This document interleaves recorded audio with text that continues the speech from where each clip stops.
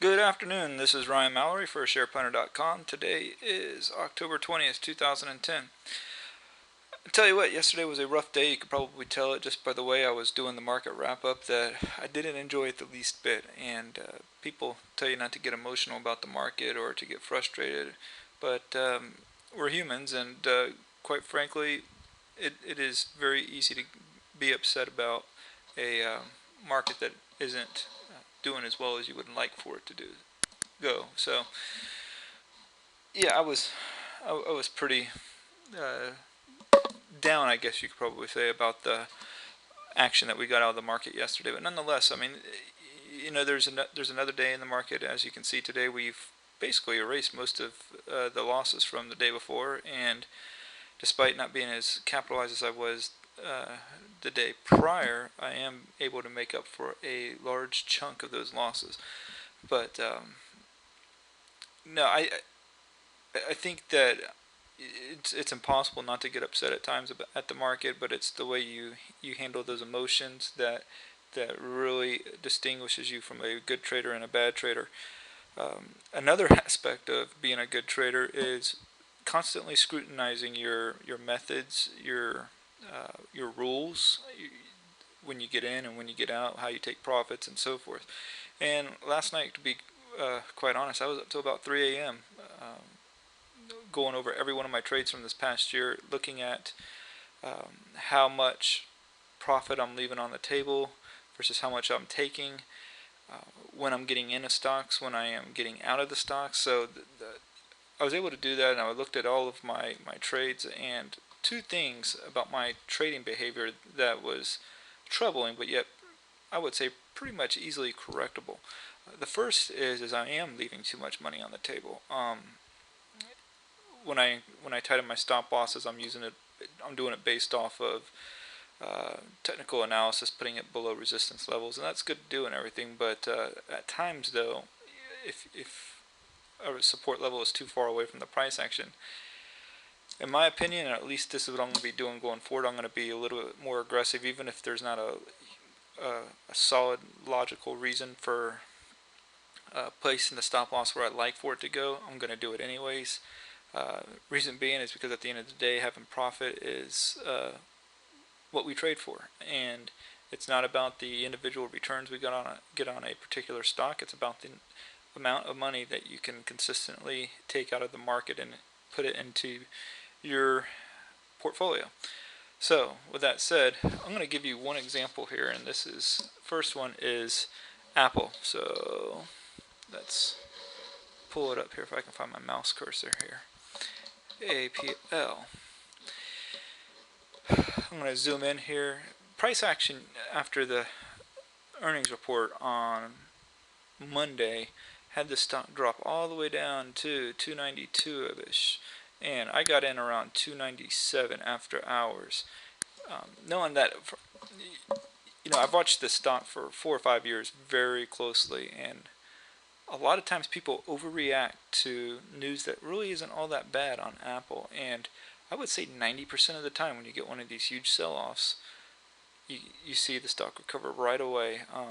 The most famous of one, I think it was 2 or 3 years ago, maybe even 4 years ago, was when Steve Jobs was, I guess there was a rumor that he was on his deathbed or that he had cancer of some kind, and the stock dropped all the way down to $77 from over $100.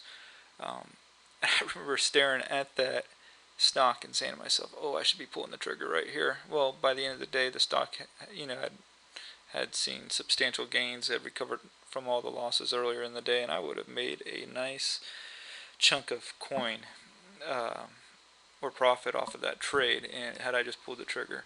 But I did not do it, and this just reminded me exactly of that same kind of scenario where people are just overreacting to Apple's earnings report that just did not seem logical at all. Well, in any case, as I said earlier, one of my main concerns is that I'm leaving too much profit on the table. And you'll hear me say many times, don't let a winner turn into a loser. Well, to be quite honest, I was doing that on a number of trades, and while I felt like my reason for where I was putting my stop losses was sound, what wasn't sound was the fact that I was allowing winners turn into losers, and that has to trump all things. So here on Apple, you see this nice recovery. So if I am going strictly from a technical basis, I got in at 297.41. I would probably put my stop loss right below this level here. It's right below the 1014 lows and right below the 1019 lows. So it's probably going to be around 299ish. I get a couple of dollars worth of profits off of this stock per share. However, the stock is already up to 311. So let's say, and it's always possible, let's say it goes from 311 here and drops right back down to my stop loss there, 299. Well, I just lost over $10, $13 and change off of placing my stop loss below there. So I think what's important is to make sure that you're taking as much of the optimal amount of profit as possible. Now, granted, you can't get out of the top every time. No one does. It only happens a few times probably in a person's trading career that you time the top perfectly. But I need to look at, okay, I've got substantial gains in this. I got a large position in Apple. I've got substantial gains. I need to come away with at least 50% of my profit, and that's what I'm going to do here. I'm going to basically take 50% of the profit out of Apple. I'm not going to sell anything. I'm not ready to take shares off the table, but I am going to increase the probability that I walk out with at least 50% of my profits that I currently have. So, or from its highest point. So the highest point is, I believe it was around 314.26. So the difference between that and 297.41 is around 306. So I'm going to put my stop loss just a shade below 306 and go with it from there.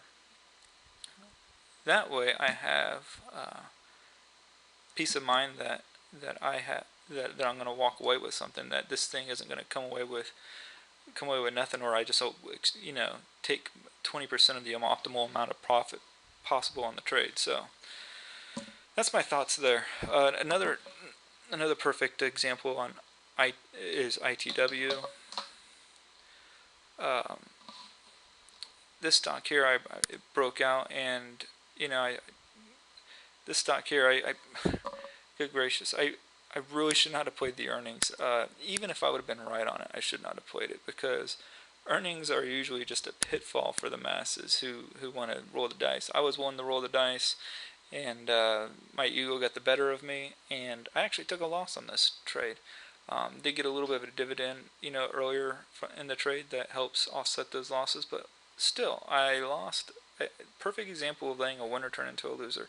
There's a possibility that, just like it is with any earnings report, that your winner is going that you could see the stock get dramatically cut if the earnings report doesn't meet analysts' expectations. This company actually had a good report for the most part, but the investors didn't like it, so we sell pretty hard, and as a result, I'm taking a loss at 46.21 instead of in the high 48s where I should have been taking it. So this is another example of things that I want to avoid going forward. If I have profits and it's going into earnings, take it. Even if I don't have profits, don't play the earnings game. I've preached it a million times before, and yet I was willing to break my own rule. Does that make me a hypocrite? No, it's just a moment of indiscretion that I would have been otherwise better off not, that I just shouldn't have done. So ITW is another good example of that. I'm going to do another video later on today, and hopefully post it by today or no later than tomorrow, and what I want to focus on that is the timing of my trades, and that was the other issue that I was noticing, and I'll get into that with my next one. But for now, I hope you guys are able to understand what I'm trying to say here, and that is, yes, it's good to get good returns on percentage returns on individual trades, but that can't be your foremost goal. Your foremost goal has to be extracting consistent profits out of the market and not allowing for winners to turn into losers, or letting large winners turn into okay winners. I shouldn't be walking out of trades with only 20% of the optimal profit amount. I shouldn't be coming out of the trade with, especially with less than break even when I've like on ATW here. Instead, I should be constantly extracting profits, and that's going to be my goal going forward. And I got to keep a good eye on that, even if the technical basis for raising my stop loss to where I want to doesn't really line up with a support or resistance level. The most important thing is that I come away with a profit. So that being said, I hope you guys are able to find a little bit of a lesson for yourself going forward. And if you guys have any questions, just feel free to email me or leave a message in the comment box. Alright folks, take care.